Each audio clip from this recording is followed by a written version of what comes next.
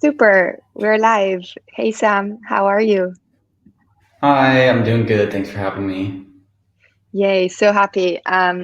Very glad to have you on. I've been, following like what you've done over the last year. I remember like the first piece on Super Rare, so I'm very excited, very excited for this. And thank you so much for taking the time. Yeah, it's really been a journey. Like, I think this piece, I had a moment earlier this week where I remember going to the like Gen Z exhibition at the Super Rare Museum in DCL, like in October, and Yeah, meeting so many awesome artists like Fuwo and Jonathan Wolf and Femzor and like Merkpin and all of these great artists. And it was like right when I started on Rarible, and it was just super inspiring. So seeing my piece also in DCL, like at the same museum, is really kind of just a concrete moment in time where it's like, damn, like I did this too. Like this is so cool. And it's awesome to see where like both of us have come, because I know like you also yeah, started kind of just doing stuff on Twitter about like pieces on Rarible, and like I know I reached yeah. out to you about that a few times, almost a year ago as well. Like it's the space has changed so much, and it's really cool to see like what opportunities have opened up for the people who've like maintained involved. Yeah, absolutely. I was when I reached out, actually, now you reminded me on DMs like a week ago, I think. I was like, oh my God, this message, the one on top was like Yeah. yeah, and it was like, oh my, it's like it feels like 10 years have gone by, but actually it's like, 7 or 8 months, which is I incredible. know.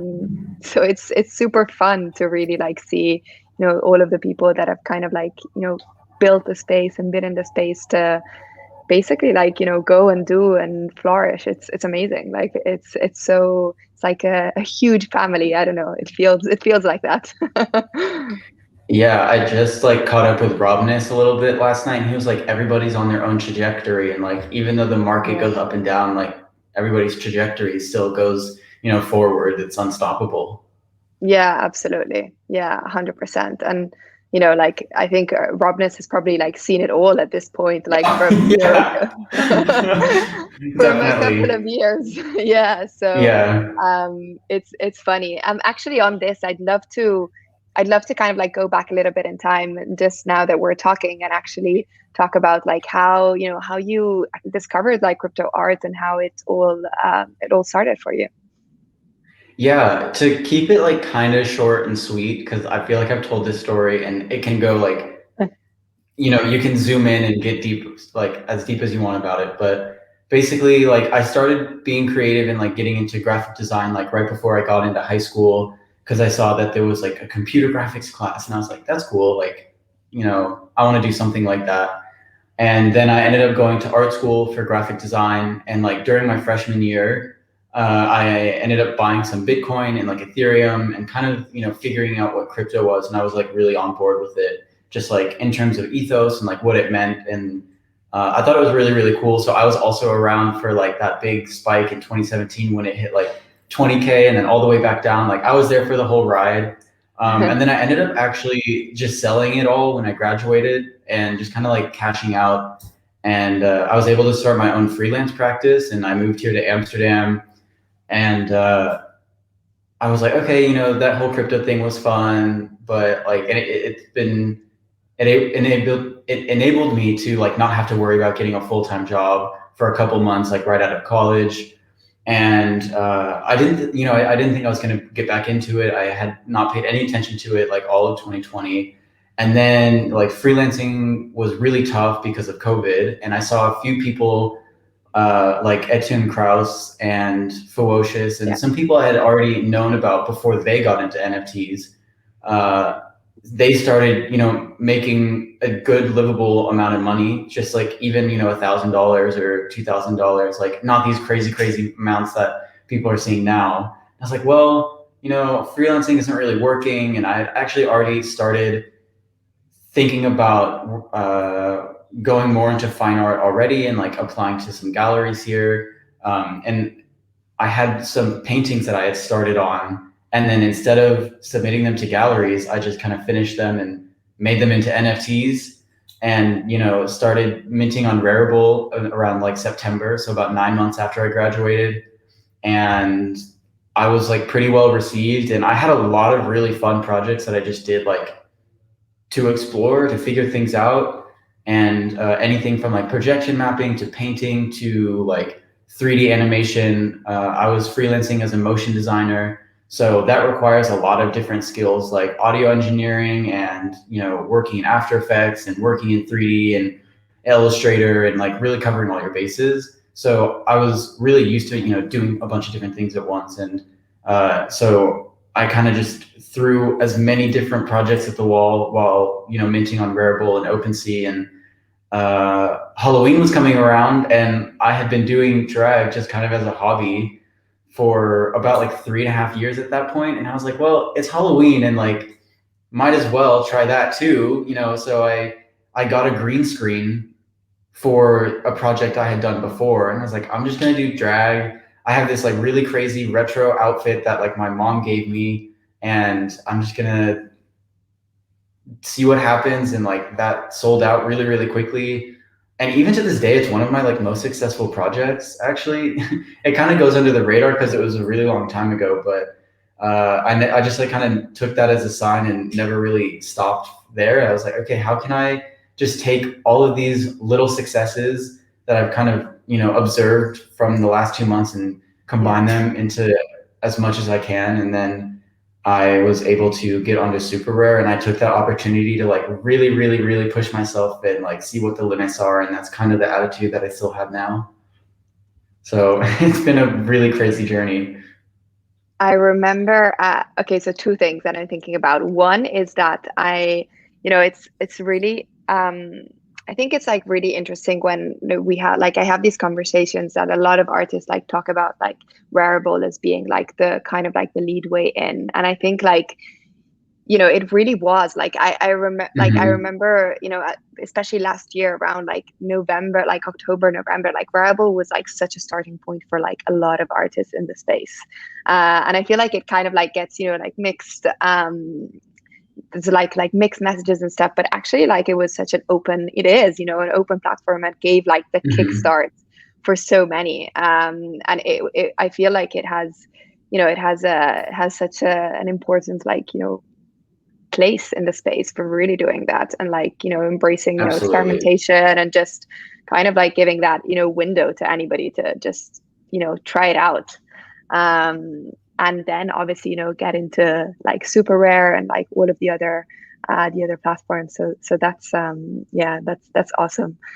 And another thing that I actually remembered is your first minted piece on Super Rare. I just have like a memory of the time when you kind of like you posted on Twitter, and I was like, wow, like this is a performance. Like it's not only about art, like it's a whole, 360 performance. And I really want to share that because I think it's like super awesome. Um Let me just share my screen. Yeah, I mean that was such a crazy period because I I had applied to Super Rare back in like June. I didn't know what it was. I had just kind of seen it and threw an application in, and got denied pretty quickly. So then when I applied again in September, I was like, well, I don't want to wait around to figure out if I can get in or not. So I just started minting on Rarible and stuff. And then I never heard back from that application, which I think is probably a good thing. I don't think they ever saw it, because by like end of October, I actually got in contact with uh, Zach and some of the people at Super Rare officially. And oh, hello. Oh, I'm just gonna keep talking. But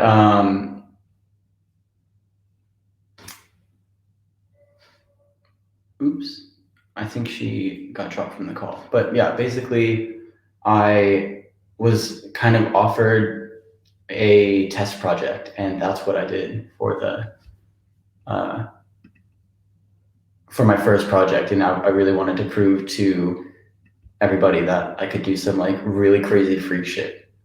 But I'm gonna wait to see if she can get back on this call, and then we'll figure it out.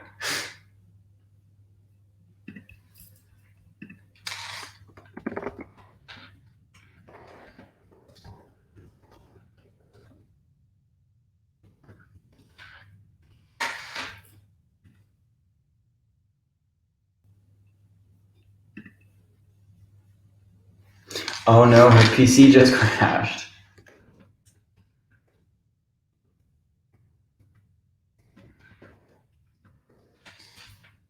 Just reaching out through Twitter DMs to make sure everything is going okay.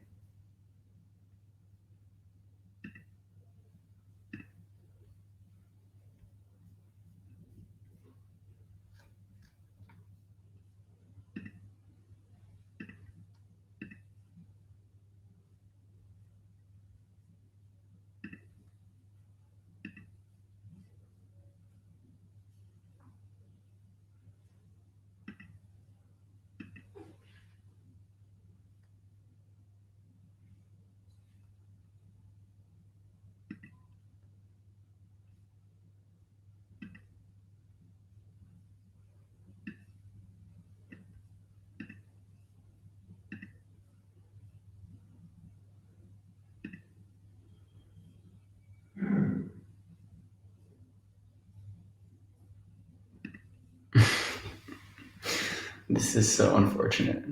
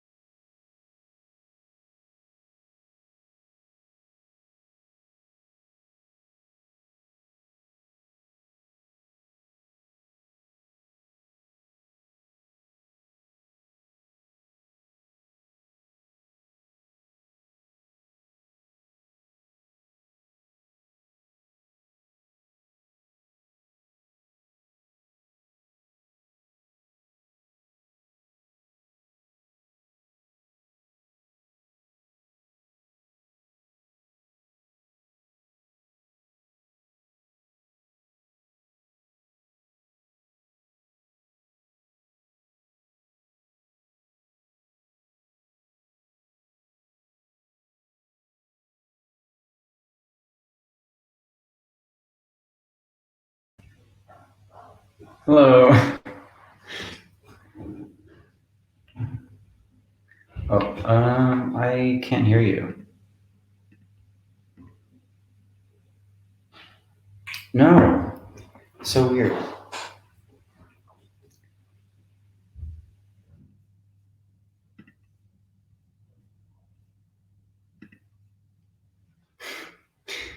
You're actually muted in Streamlabs now.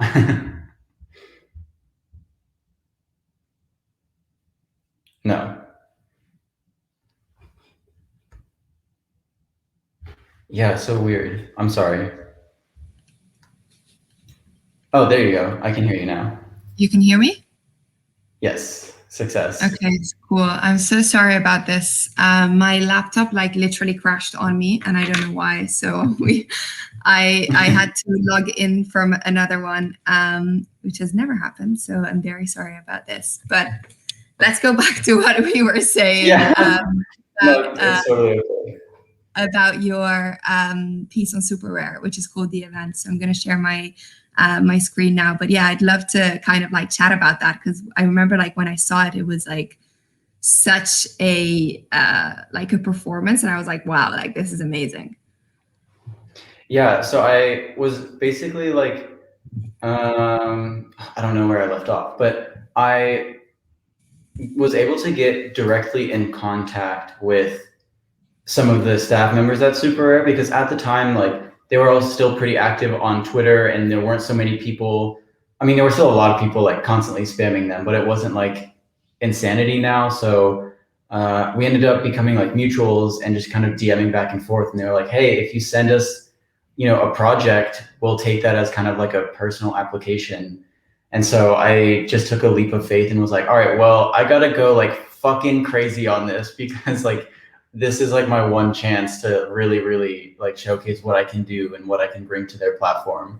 So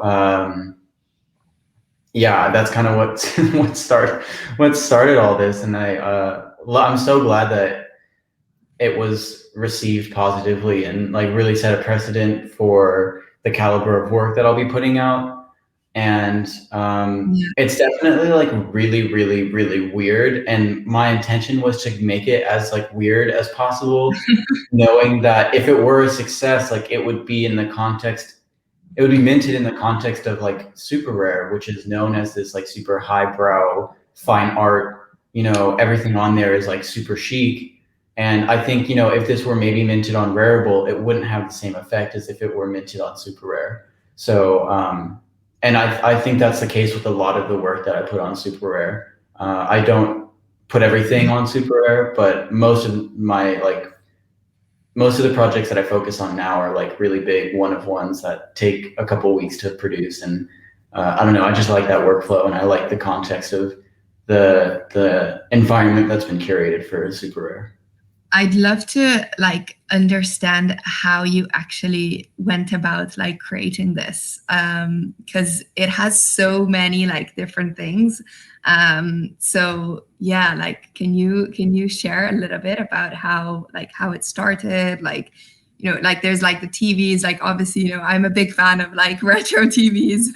So Yeah. that's awesome.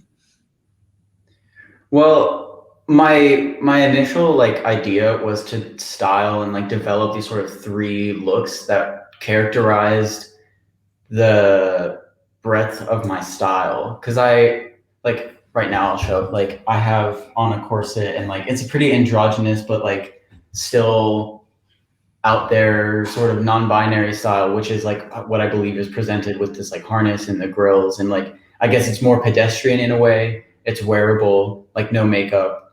And then kind of on the other side of things is like full drag, like super femme, contacts, lashes, glued down eyebrows, like, hair pieces, jewelry, everything.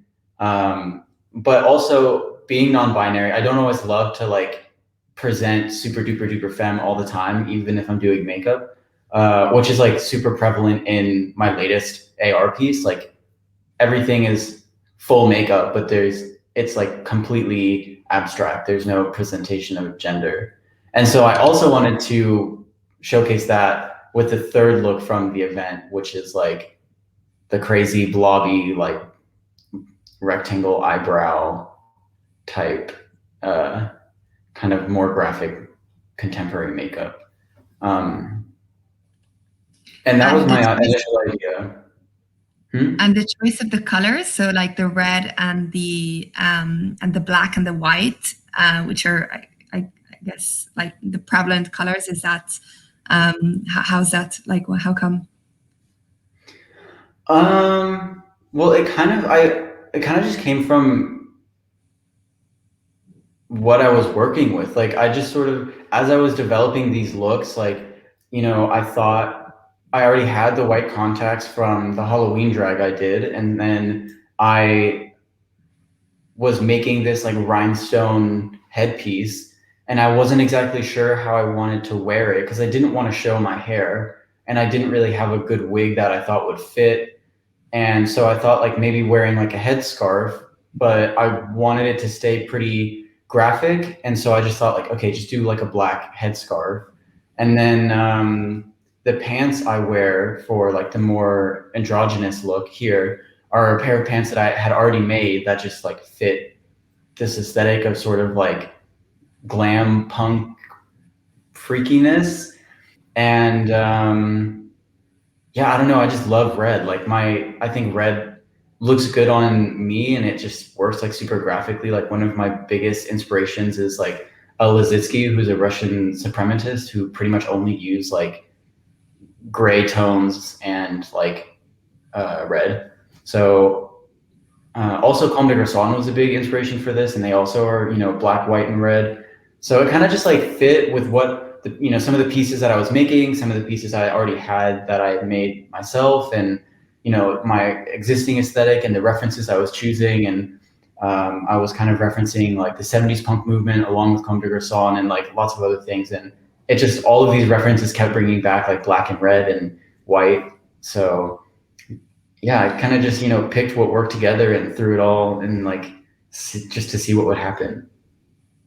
That's amazing. And actually, I think like one of the things that really I remember kind of like struck me when I saw this was that, especially at the time, like it wasn't that common for people to actually show their face and like represent themselves within even just like the community. Like pretty much everybody was like anon, like, you didn't really Yeah. have like a piece behind the artists or, the profiles that were going around. So this was like quite a big um statement in a way, like actually you like visually representing yourself and becoming the work of art.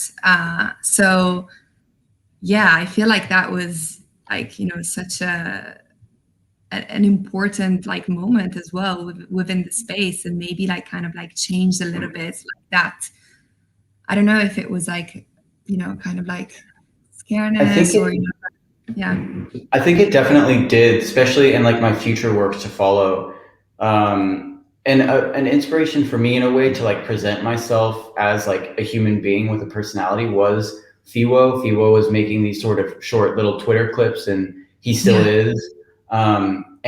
But like, when I just started doing it too, because I was like, oh, I do a lot of cool stuff. Like I have my own studio space, which was, not very common for a lot of the people. And like, I just thought it'd be fun to share what I was doing, because pretty quickly I started doing NFTs full time, like right away, because I was already freelancing. So being able to showcase what it was like to do it full time, I think was exciting for me and also appealing to a lot of people. And being in front of a camera back in, September, November was really what got me noticed by a lot of people, because people were seeing Mhm. my personality, and it wasn't just like me replying to a bunch of people. I was just kind of like doing weird shit. I'm sure you experienced the same thing, because you were also one of the only people making, videos, and it was much easier to stand out back then. Or maybe not like easier, but it was easier to identify what you could do to stand out. Like it was much more like, oh, no one is doing this very clearly, like obvious thing. So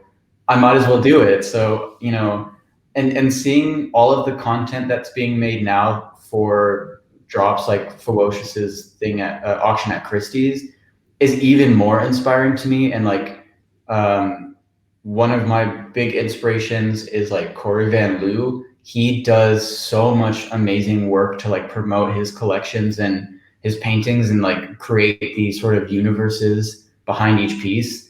And like stuff like that, I think is still pretty uncommon, and I wish I would see it more. And I've tried to do that with all of my pieces, but it's kind of difficult because it's something you have to think about before you really even start the project. Yeah, absolutely. And I think also, you know, like from some of the kind of the conversations that I've had, like it also is not in everyone's like personality as well to kind of like put your face out there and like almost, you know, do the promotion for you. Like I think when I was chatting with Sarah Zucker, like she was talking about how like artists are kind of like almost like babied into, you know, like the gallery will do this for you or the curator will do this for you, so you're not really used to like kind of talking about it yourself, right? So this is like this movement, I guess, also like brings in exactly this piece that you were saying now, like actually I can talk about it, you know, I can like represent myself and my artwork. Yeah, I totally like agree with, you know, most of what Sarah has to say about NFTs. Like she's a huge role model and really like a genius when it comes to her art and her place within the NFT world. But yeah, I mean, even at my time in school, they would be teaching us how to critique things and how to talk about art, and people were always so resistant to the idea. But I've always been really excited to be like, look, these are all the things that I put into this project. I want you to see it. Like I just spent a month producing this piece. I want to talk about it. And like, especially with the event, like, and you know, all of the pieces to follow, there are so many references that I use and I want to share with people, and like the process, it's so in depth. Like I made all of the costumes for pretty much all of my projects. I make all of the wigs. Like I love to document it. I love to share it. And for some of the projects where I haven't done it and I got caught up in just like the process of making, I get a little bit sad when I look back through my camera roll and I'm like, wait, it feels like I was just in like a bender, an art bender, and I didn't capture any of this moment, and now I've kind of lost it forever. And I only have this piece to show for it. So like for this most recent piece, this AR, the gallery, I've been really, really consistent with trying to document like every process. I took time lapses of all the paintings I did, all the makeup looks I did. I took lots of photographs. I made a wig specifically for the promo video and even made like a little talk back about the wig and like the references for the wig and stuff. And I'm really glad, like I have a Google Drive folder now of all of these kind of moments in time where I'm like, this is so cool to look back on and like see my process. And like from 3 weeks ago, I can see like what I was thinking and how I was able to develop this. And, you know, I don't know. I just love being able to look back and like, I hope one day to have a solid record enough to like make some sort of documentary or some sort of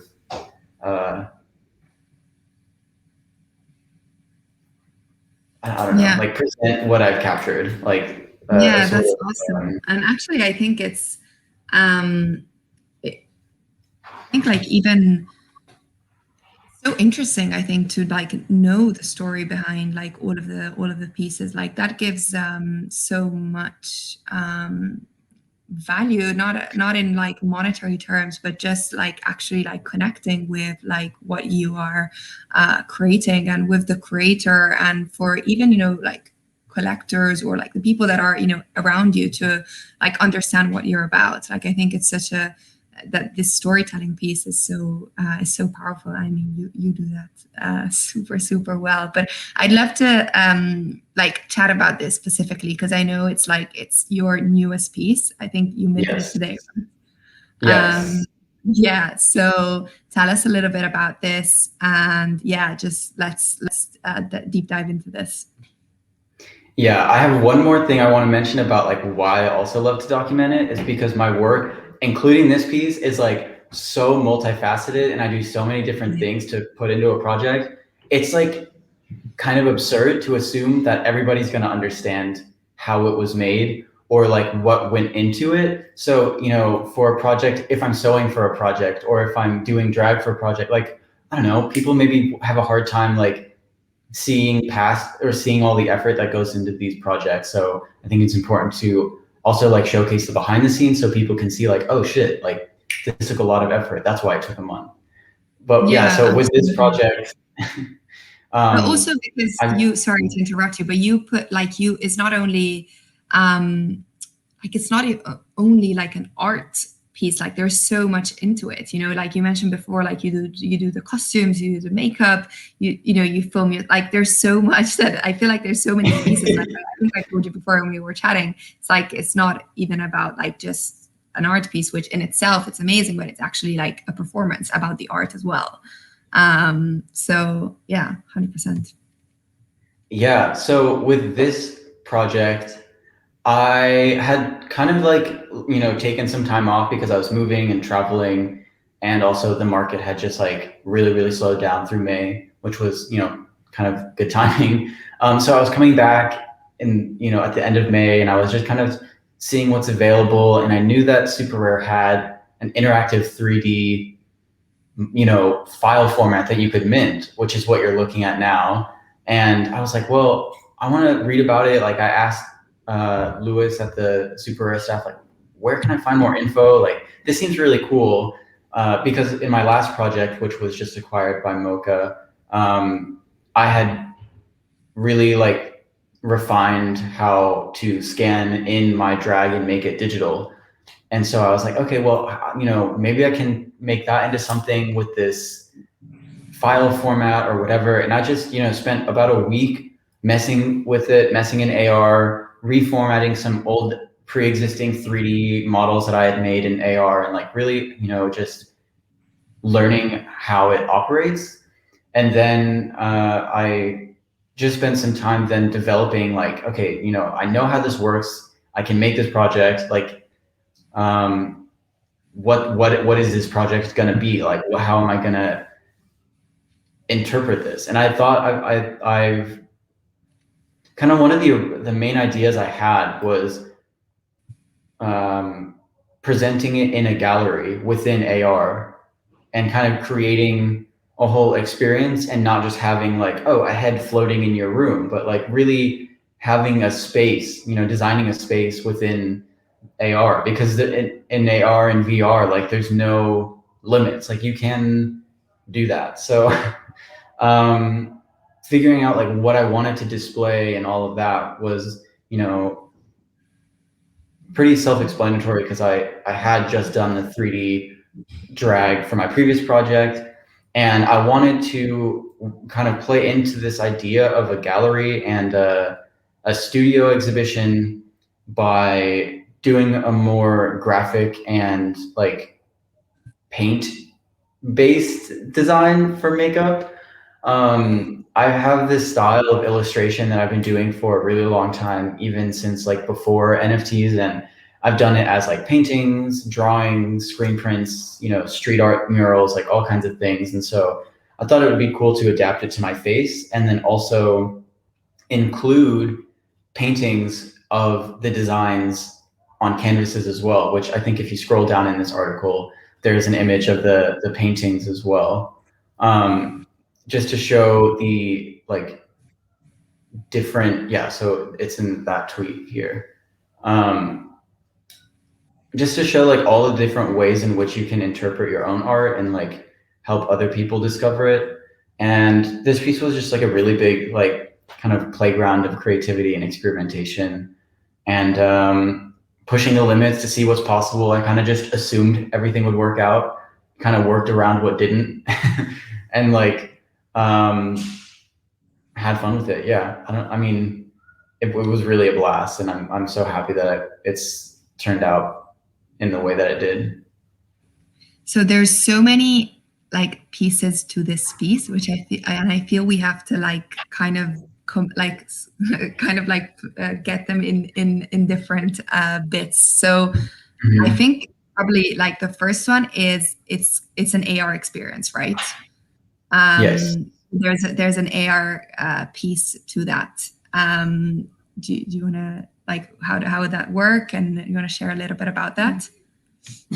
Yeah. So actually, like weirdly, like perfect timing wise. Like as I was kind of playing around in those first couple days, this app called Scavenger, spelled with an AR at the end instead of an ER, just like sent me a DM saying like, hey, we're trying to get more artists using this app, and like we'd love to just have a Zoom call to see, to talk about if you want to put your work in AR or like, whatever, just like introduce ourselves and see what artists are looking for, blah, blah, blah. And I was like, yeah, sure, whatever. Like I'll see what's up, maybe it's interesting, maybe it's not, but I'd love to help out.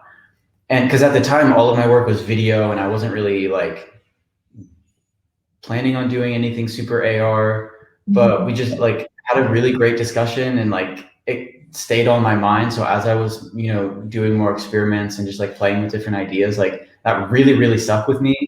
And so I just lost my train of thought. Oh, the AR experience. Yeah. And it also, the reason it stuck with me was because I was like, how can I share an AR experience? Like it'd be really hard to market that. It'd be really hard to like post that on Twitter and like put that around. Like, how the fuck am I going to do that? But they have like, they can create links for you to share on social media. And like, then you can create a QR code to that link. And it was really, really simple to put together. And they even have features where you can like lock it based off of your location. So you can only open it in certain areas, or you can add music. And so it just added a lot more like functionality to AR that I thought was like maybe missing just like natively through the AR lens of like Super Rare or, iOS devices. And that's not any hate on like Super Rare or whatever. It's just like the file format itself, you can't geo-lock the file format, but by working with an app, it then adds all these extra things, which is what you're seeing in this video. You can see like I just added the music. I didn't do anything else, but I love to have music as a part of my pieces, so that was like really fun to be able to add into this one again. And then also kind of discovering that it would work in Decentraland, and I could place it in Decentraland. I reached out to the Super Rare team and asked if I could co-opt their parcel with their museum, and I kept them updated with how I was developing the project and like to see if it would work, and I sent them some of my experiments, and ideas just kept coming as I was making it, and I kept like adding more and more to the project. That's amazing. And so it's in Decentraland as well. Yes, it's right in front of the Super Rare Museum. Wow, that's awesome. That's super cool. And you're also actually partnering up with Nifty Pride Foundation, right, on this? Yes. So the event in Decentraland is a part of this like whole curated weekend with Nifty Pride, where they have like tons of different events, I think mostly in crypto voxels. And I reached out to them with this project as well, being like, this is really like crazy. I don't know if you guys would be down to throw this in and like give me a time slot. And I didn't even have any like confirmation if it could be in Decentraland. I was like, but I could, like, so let's just plan and see what happens. So luckily in terms of that, like everything worked out. And so this is with Nifty Pride, and they have sort of patroned this charity for the Trans Emergency Fund, which is based in Massachusetts. So 25% of this sale will be going to that charity through Nifty Pride, and like they've done a lot of amazing things this weekend coming up, and definitely check out their Twitter. I'll be in their Discord on as a part of the event in DCL, which will be tomorrow at noon Eastern Standard Time. So that's like, I think 6 p.m. in Amsterdam and 9 a.m. in California, just as like other time zone references. But check out their Discord and check out their Twitter. They have a ton of other stuff. Maybe you guys have seen some like buzz about the Pride Gallery in New York City. They're also doing some stuff in collaboration with Nifty Pride. So they've really done a great job this year. And I remember joining the space like right after Pride season last year. So it was really like nice to be able to participate and add to the scene this year and see how it's grown. Actually, we have somebody who's watching who says that he's actually seen it in DCL, so that's awesome. Yeah, I'm like really excited about it, and I wonder if any, you know, whoever ends up collecting it, if they end up putting it in DCL or something. Like I'm curious because that would be really cool. Yeah, absolutely. And maybe we can actually link the Decentraland link and like all of the Discord and everything like underneath this live as well afterwards, so that people can just in and have a look. Awesome. And so this piece is currently it's up on Super Rare, right? It's minted. Yes, it is minted. Super cool, super cool. So there's going to be tomorrow in Decentraland, and the piece is currently up on Super Rare. That's amazing. It's a good way to end the Pride Month as well. Like it fits super well with the celebrations too.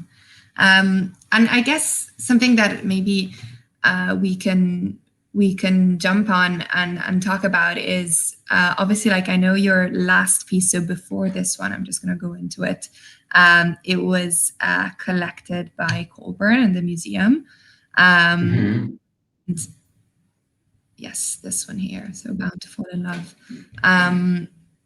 Yeah, I'd love to like know a little bit about how that like relationship kind of like started. Like, how did you meet Colburn? Like, what is your thoughts around the museum and what they're doing? I love everything that they're doing. Like every time I talk with Colburn, we always are like on the exact same wavelength and like kiki about all the drama and like all the people that we think are doing like good work and the people who are doing less good work. But like gossips. I'm always like yeah. I don't know. We've just kind of like been friends for a while, and like especially with the first piece I put on Super Rare and like pretty much every piece I put out after that, everybody always DMs me like, oh, like I think Micol would love this. Like you should DM Colburn or you should DM them, like reach out, blah, blah, blah. Like every single time I put out a piece.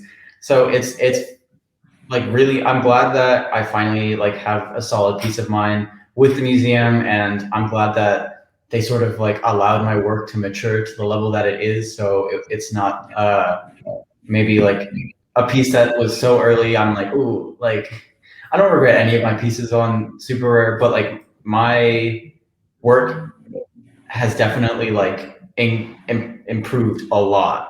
So I'm glad that it's like a piece I think will stand the test of time for the next couple of years. And I don't know, like it's very validating and exciting to see, and like it's just awesome. I love it. I love having a connection with people who I believe will be leading the NFT space and also leading it in a good direction. And like our ethos are very, in line with each other. And I'm just glad that also like the other person who bid on this piece was Carlos Mercier, I think, or Mercial.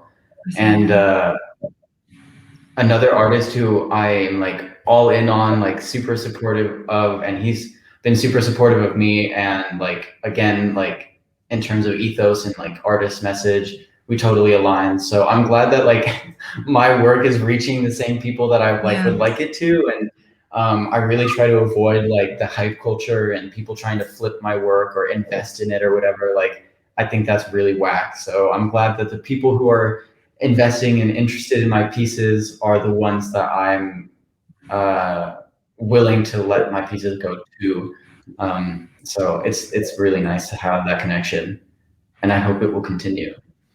Yeah, absolutely. I think you'd probably touched on like something that is actually very very native to the space, which is like artists kind of supporting other artists and actually collecting from others. So I think it's something that especially like in the first, or not the first, but like kind of last year, we would see that a lot. We still see it 100%, but definitely like it's kind of like what gave what really like built up the space. Like it was essentially like artists just collecting from other artists, other than the collectors that have always like been there, like Colburn. I know the event is in Matrix collection, who's another like kind of really big collector in the space and one who has always like really valued, arts and artists. Mhm.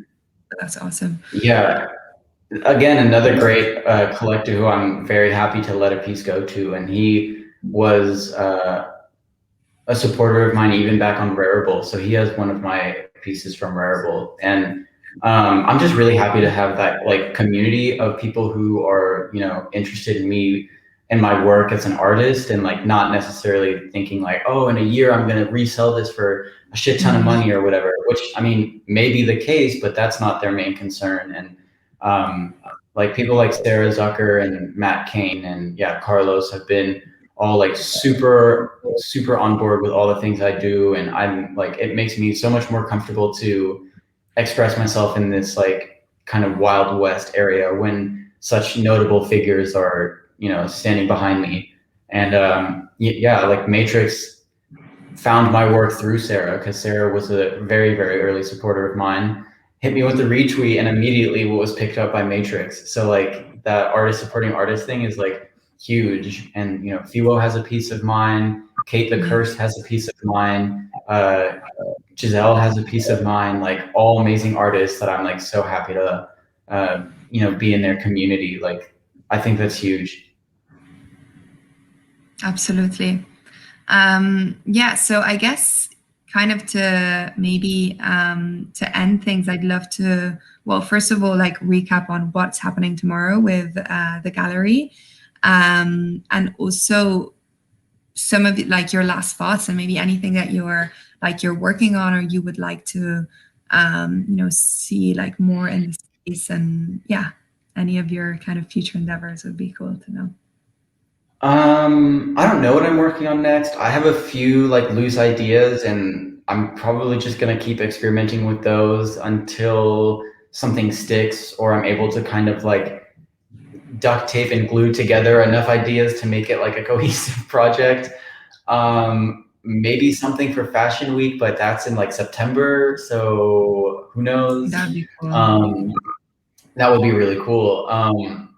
But as of what's happening tomorrow, we are having just like a sort of release event in DCL outside the Super Rare Museum, and I will be hanging out in the Nifty Pride Discord voice channel, so you can like ask me any other further questions about this, or just come say hi at 6 p.m. my time, which is 12 p.m. in Eastern Standard Time.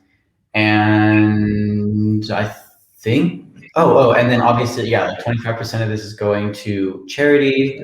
Links to the Discord and the DCL are underneath my pinned tweet in that thread, which I will also then send to you, and you can put in the replies to this. For sure.